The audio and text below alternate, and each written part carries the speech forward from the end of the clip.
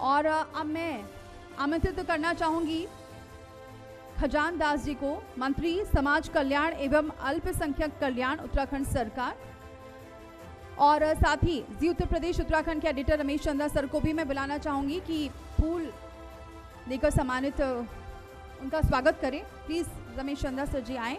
और देखिए, खजान दास जी की बात मैं अगर करती हूँ तो अपने राजनीतिक कार्यकाल में वो देहरादून में बढ़ते शहरीकरण, यातायात की समस्या और इसके अलावा स्मार्ट सिटी के कार्यों जैसी शहरी चुनौतियों पर हमेशा मुखर रहे हैं।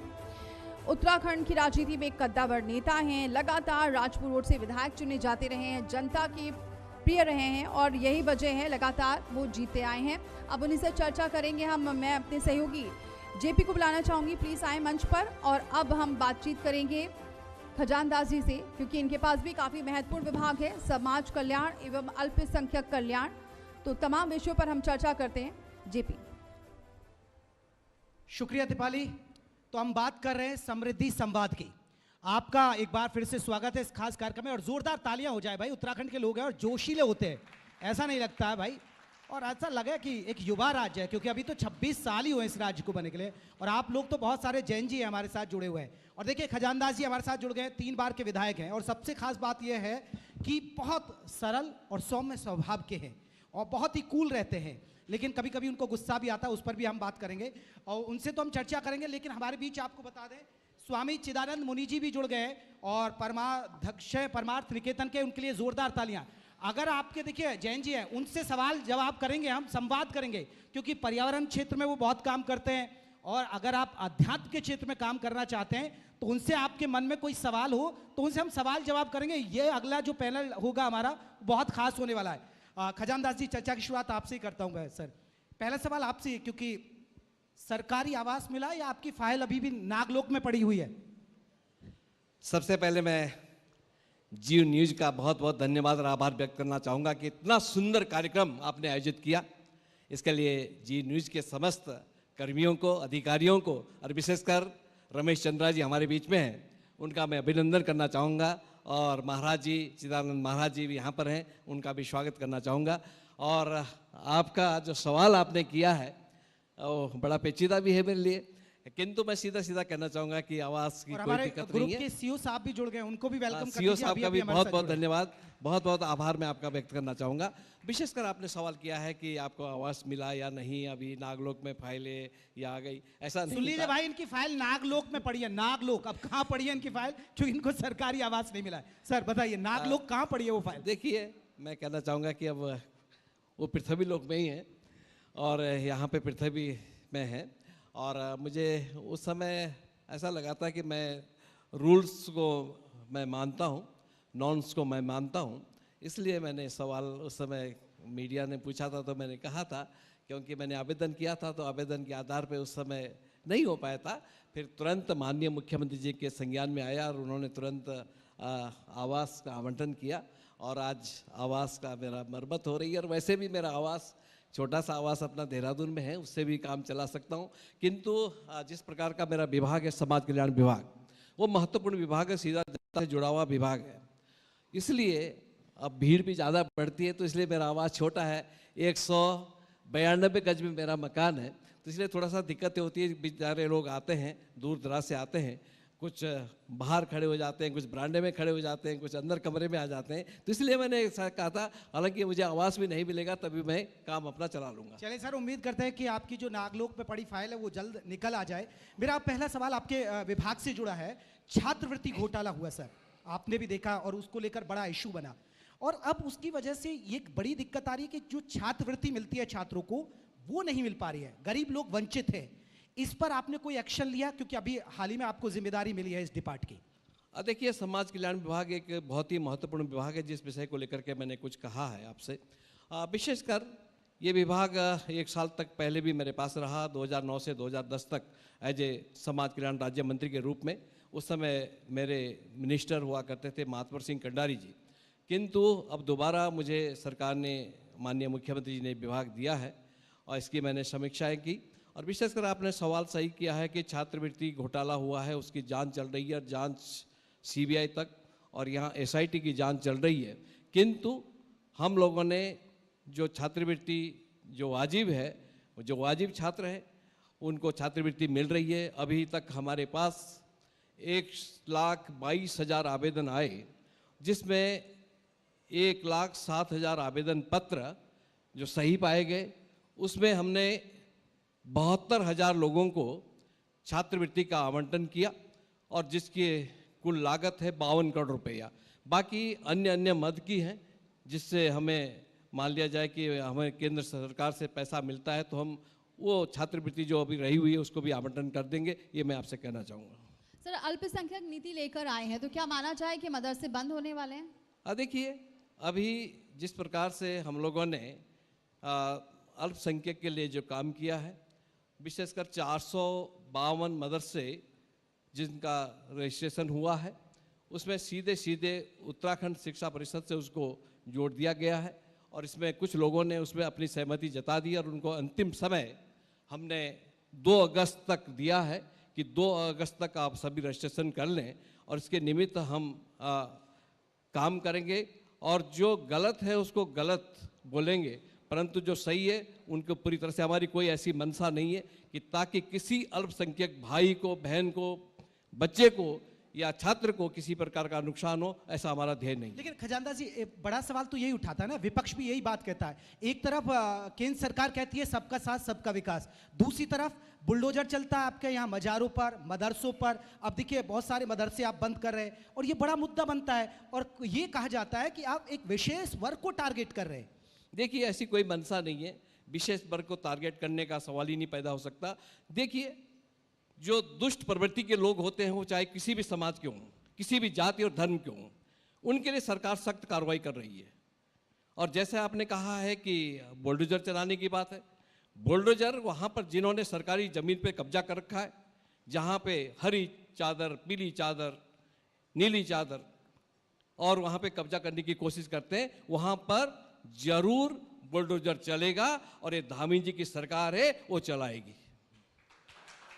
एक और बड़ा इशू है, क्योंकि आप एक दलित चेहरा माना जाते हैं पार्टी के अंदर।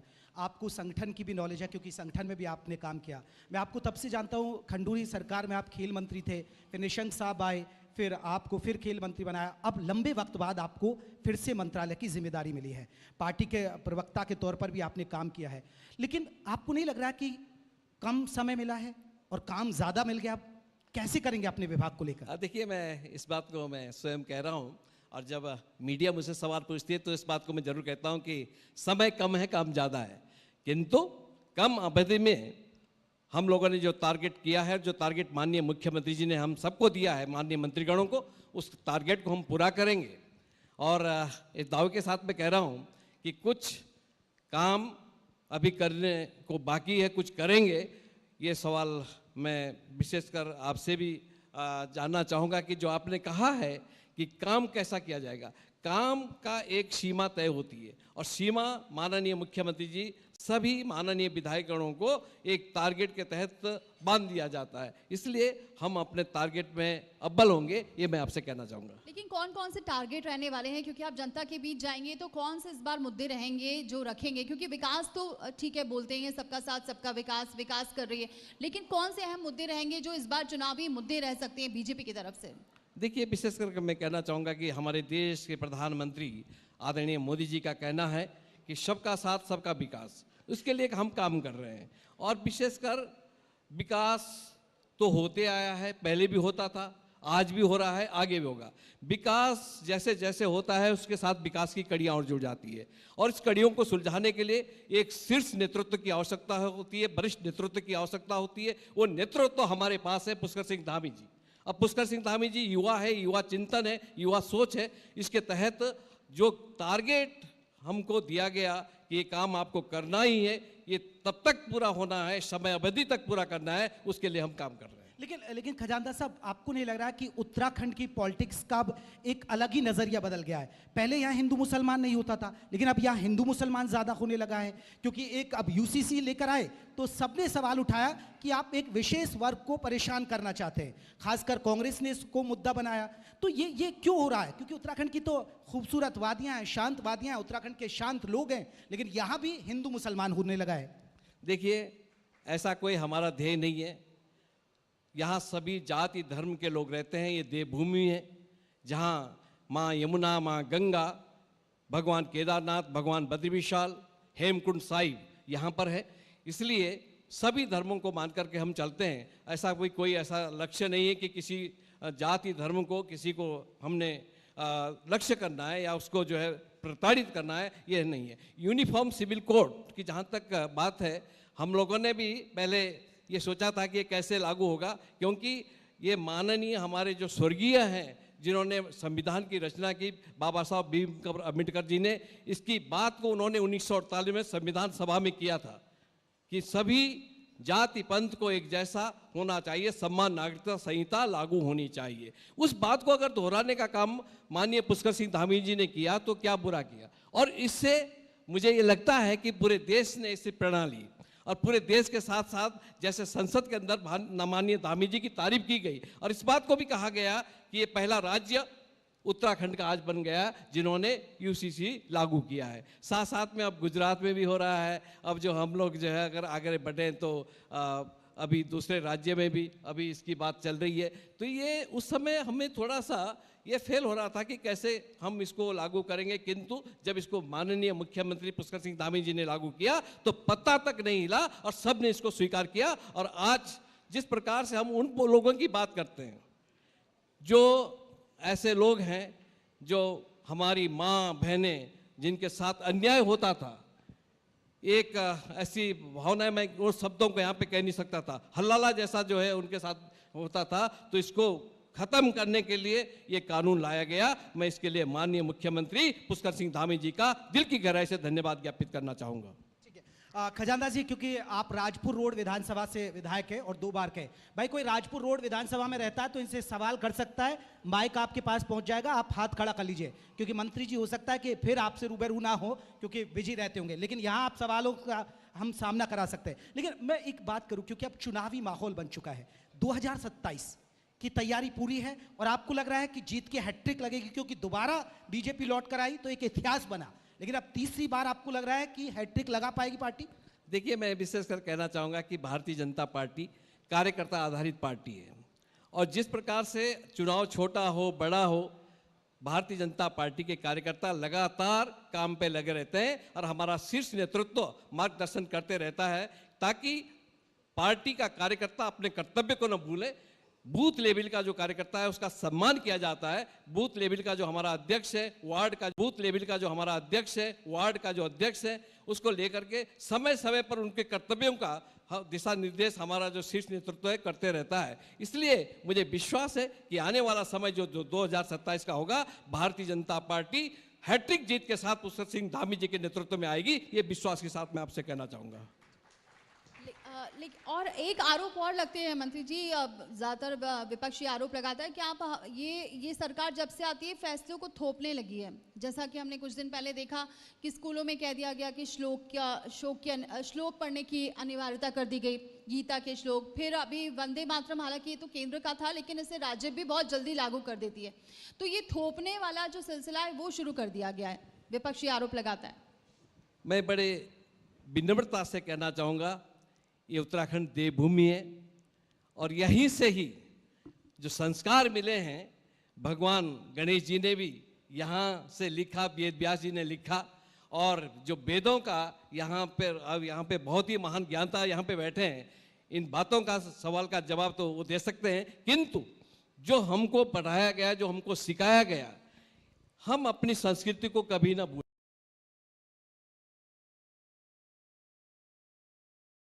विरासत में हमको मिली है, उस विरासत को कभी हमको इधर उधर नहीं करना चाहिए, उसी विरासत को हमको आगे बढ़ाना है। और भारत की जो संस्कृति है, उत्तराखंड की जो धरोहर है, इसको आगे बढ़ाने का काम किया है तो कौन सा बुरा किया। ठीक है, मेरा क्योंकि देखिए हम चर्चा के आखिरी पड़ाव पर है, राजपुर रोड में कोई समस्या नहीं है, सब चंगा है क्या भाई? कोई सवाल नहीं, तो बहुत अच्छा काम कर रहे हैं। फिर सर लग रहा है आपकी भी जीत की हैट्रिक यहीं से फिर बन जाएगी, इसका मतलब किसी का सवाल नहीं आया। मेरा एक बड़ा महत्वपूर्ण सवाल है, क्योंकि आप पुराने संगठन के आदमी हैं और सरकार में भी आप काम कर रहे हैं, लेकिन उत्तराखंड की राजनीति को देखें, क्योंकि एक युवा राज्य है, अब 26 बरस इसे हो गए बने, लेकिन इस 26 साल में इतने मुख्यमंत्री बदल गए, आपने देखा होगा पहले नित्यानंद जी आए, नित्यानंद जी गए तो फिर कोश्यारी साहब आ गए, ये आपके दौर की बात थी। फिर उसके बाद एनडी तिवारी साहब ने ज़रूर 5 साल पूरे कर लिए। फिर उसके बाद क्या हुआ, खंडूरी जी आए, खंडूरी जी गए, फिर निशंक साहब आ गए, निशंक साहब गए तो फिर एक नारा लगा खंडूरी ज़रूरी है। फिर खंडूरी जी आए तो बहुगुणा साहब, कांग्रेस की सरकार आ गई, बहुगुणा जी गए तो हरीश रावत साहब आ गए। फिर वहाँ क्या खेल हुआ, फिर आपने देखा ही है, अब बताने की ज़रूरत नहीं है, धामी साहब एक लंबी पारी खेल रहे हैं, उसके बाद मुझे नज़र आता है। तो ये दल बदल और तख्ता पलट ये उत्तराखंड की राजनीति में क्यों शुमार हो गया है, क्या मानते हैं इसकी वजह? और आधी बीजेपी में तो कांग्रेस ही ज़्यादा नज़र आती है मुझे तो। देखिए, मैंने कहा ना कि भारतीय जनता पार्टी कार्यकर्ता आधारित पार्टी है, और यहाँ पे जो बदलाव की राजनीति वो ठीक है कि ये ऐसा नहीं होना चाहिए। मैं माननीय नारायण दत्त तिवारी जी को भी याद करता हूँ कि उनका कार्यकाल पूरा 5 साल तक चला है, और मैं अपने मुख्यमंत्री पुष्कर सिंह धामी जी का भी धन्यवाद ज्ञापित करना चाहूँगा कि उन्होंने इस तरह के काम किए कि आज 4 जुलाई को उनको 5 साल पूरे होंगे और फिर आगे और बढ़ेंगे। तो यानी कि 5 साल ये और कुछ माह का कार्यकाल पिछला अगर जोड़ा जाए तो धामी जी एक अच्छा काम कर रहे हैं और युवाओं को साथ में लेकर के चल रहे हैं। युवा राज्य बन गया, 26 साल का हमारा प्रदेश बन गया है इसके। परंतु ये मैं स्पष्ट कहना चाहूँगा कि ये जो उठा पटक की राजनीति है ये नहीं होनी चाहिए और स्थिर सरकार होनी चाहिए। ठीक है सर, आखिरी सवाल आपसे मेरा, 2027 हैट्रिक लगाएगी बीजेपी? देखिए, वो तो मैंने पहले ही कहा कि जिस प्रकार से भारतीय जनता पार्टी के कार्यकर्ताओं को समय समय पर दिशा निर्देश दिए जाते हैं, आने वाला समय जो चुनाव का होगा, भारतीय जनता पार्टी हैट्रिक के साथ यानी कि तीसरी बार लगातार। कांग्रेस कहाँ खड़ी है आपकी, विपक्ष कहाँ खड़ी है? देखिए, मैं समझ नहीं रहा हूँ कि कांग्रेस कहाँ पर स्टैंड करेगी।